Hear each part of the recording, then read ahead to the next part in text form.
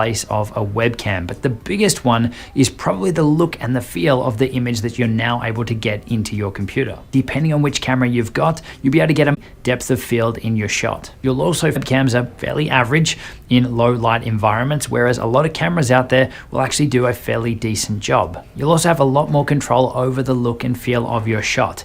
Again, webcams, they don't have that many settings, whereas a lot of cameras, you'll be able to kick them into manual and really dial everything in. And you'll also probably find that a lot of cameras out there are going to do a far better job at things like autofocusing than what webcams do. But also, if you're going to use a camera that you've already got accessories and things for, it means that you'll be able to use those with your computer as well. So if you've already got microphones, you've already got a teleprompter and everything set up for your camera, then the chances are that you'll be able to use all of those when it's connected up to your computer as well. Now, as for the disadvantages or the downsides, battery life is probably the first thing that you need to be aware of. If your camera doesn't have a very long battery life, then you're going to chew through that fairly quickly when it's connected up as a live stream camera. For most cameras out there, you can purchase a power adapter, so you don't need to worry about batteries, and that's something that I'd strongly recommend that you invest in. For a lot of cameras, especially recent ones, you could just jump over to places like Amazon and search for your camera make and model, and you'll probably find one very, very quickly. And another thing to be aware of, it is possible to have an audio sync issue with your video, where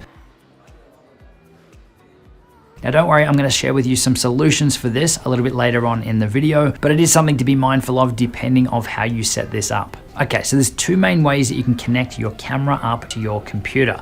The first is by using it. You don't need to install anything. You don't one with the Plus, but it's going to work pretty much exactly the same. The HD60s Plus will be limited to a 1080p. 4K is obviously up to 4K. Now you want to make sure with this that the camera that you're going to be using supports clean HDMI